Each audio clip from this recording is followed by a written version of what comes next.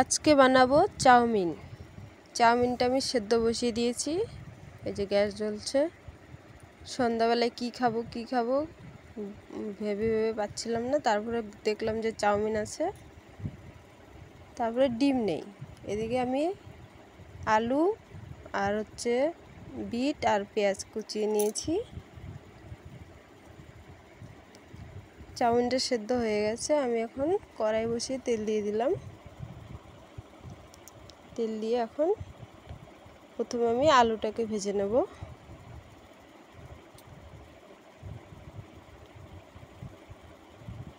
আলুটা সেদ্ধ হতে সময় লাগবে, তার জন্য প্রথমে আলুটা দিয়ে দিলাম। আমি গাজরও কুচিয়ে নিয়েছিলাম, গাজরটা দেখাতে পারিনি তখন।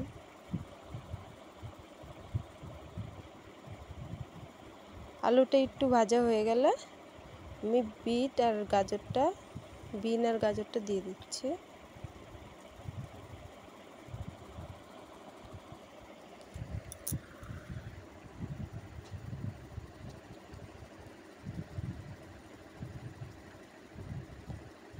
এটাকে একটু ভেজে নেব, তারপরে আমি পেঁয়াজটা পরে দেব, নাহলে পেঁয়াজটা প্রথমে দিলে পুড়ে যাবে। পেঁয়াজটাকে পরে দিয়ে দেব। এখন আমি পেঁয়াজটা দিয়ে দিচ্ছি। এটা হচ্ছে নিরামিষ চাউমিন, ডিম ছাড়া, ভালোই লাগে খেতে। একবার খেয়ে দেখবেন এভাবে নিরামিষ চাউমিন।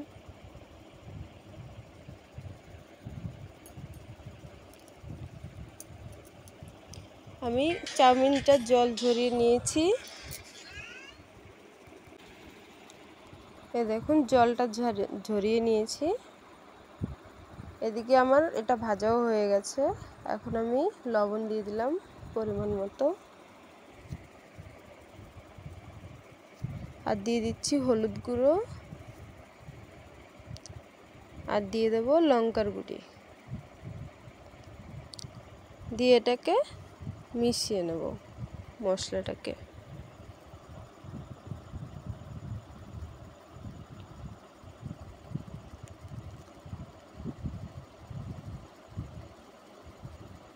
দেখুন হয়ে গেছে ভাজাটা, সুন্দর একটা গন্ধ বেরিয়েছে। এখন আমি চাউমিনটা দিয়ে দিচ্ছি এর মধ্যে, দিয়ে এটাকে ভালো করে মশলার সঙ্গে মিশিয়ে নিতে হবে। সব কিছু যেন ভালোভাবে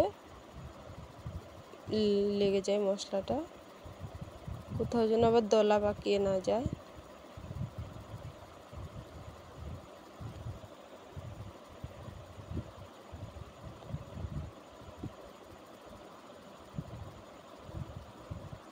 এইভাবে করে খুন্তি দিয়ে এইভাবে করে মিশিয়ে নিতে হবে।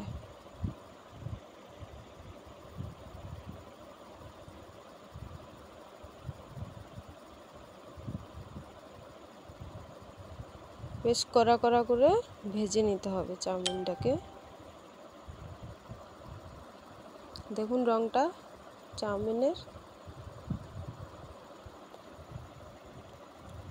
ভাজা প্রায় আমার হয়েই গেছে, তাও আর একটু ভেজে নিচ্ছি। বেশি করে ভাজলে খেতে ভালো লাগে। তো বন্ধুরা, কেমন হয়েছে আমার চাউমিন রান্নাটা, নিরামিষ চাউমিন? এরকম আপনারাও বানিয়ে খাবেন, খেয়ে বলবেন কেমন লাগে। এখানে শসা আর পেঁয়াজ কুচিয়ে নিয়েছি, সস থাকলে ভালো হতো।